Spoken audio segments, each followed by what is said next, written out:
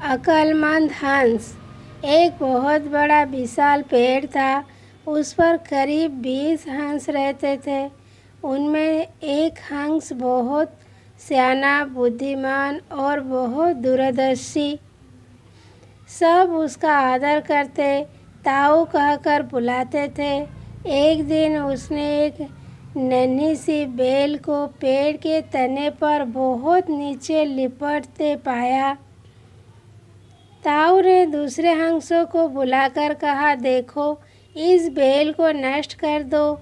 एक दिन यह बेल हम सबको मौत के मुंह में ले जाएगी। एक युवा हंस हंसते हुए बोला, ताऊ, यह छोटी सी बेल हमें कैसे मौत के मुंह में ले जाएगी? सियाने हंस ने समझाया, आज यह नन्हे छोटी सी लग रही है, धीरे धीरे यह पेड़ के सारे तने को लपेटा मारकर ऊपर तक आएगी। फिर बेल का तना मोटा होने लगेगा और पेड़ से चिपक जाएगा। तब नीचे से ऊपर तक पेड़ पर चढ़ने के लिए सीढ़ी बन जाएगी। कोई भी शिकारी सीढ़ी के सहारे चढ़कर हम तक पहुंच जाएगा और हम सारे मारे जाएंगे। दूसरे हंस को यकीन न आया, एक छोटी सी बेल कैसे सीढ़ी बनेगी? तीसरा हंस बोला, ताऊ, तू तो एक छोटी सी बेल को खींचकर ज़्यादा ही लंबा कर रहा है।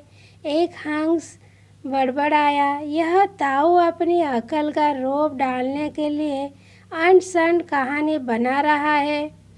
इस प्रकार किसी दूसरे हंस ने ताऊ की बात को गंभीरता से नहीं लिया।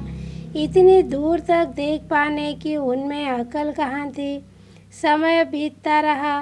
बेल लिपटते लिपटते ऊपर शाखों तक पहुँच गई। बेल का तना मोटा होना शुरू हुआ और सचमुच ही पेड़ के तने पर सीढ़ी बन गई, जिस पर आसानी से चढ़ा जा सकता था। सबको ताऊ की बात की सच्चाई सामने नजर आने लगी, पर अब कुछ नहीं किया जा सकता था, क्योंकि बेल इतनी मजबूत हो गई थी कि उसे नष्ट करना हंसों के बस की बात नहीं थी। एक दिन जब सब हंस दाना चुगने बाहर गए हुए थे, तब एक बहेलिया उधर आ निकला। पेड़ पर बनी सीढ़ी को देखते ही उसने पेड़ पर चढ़कर जाल बिछाया और चला गया।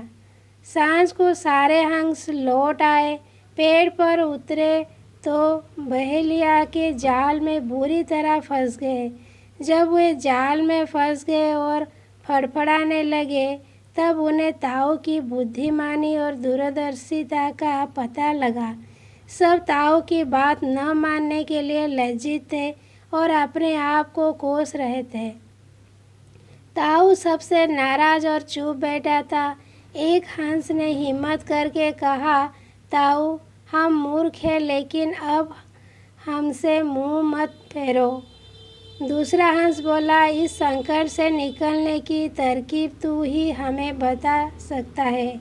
आगे हम तेरी कोई बात नहीं टालेंगे। सभी हंसों ने हामी भरी। तब ताऊ ने उन्हें बताया, मेरी बात ध्यान से सुनो। सुबह जब बहेलिया आएगा, तब मुर्दा होने का नाटक करना। बहेलिया तुम्हें मुर्दा समझकर जाल से निकालकर जमीन पर रखता जाएगा। वहाँ भी मरे समान पड़े रहना।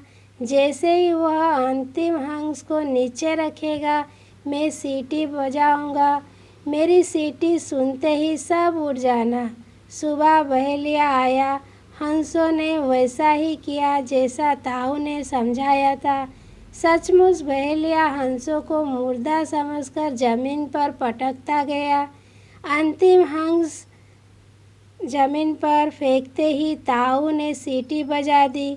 सीटी की आवाज़ के साथ ही सारे हंस उड़ गए। बहेलिया अबाक होकर देखता रह गया। सीख। इस कहानी से हमें यह सीख मिलती है कि बुजुर्ग और बुद्धिमानों की सलाह हमेशा गंभीरता से लेनी चाहिए।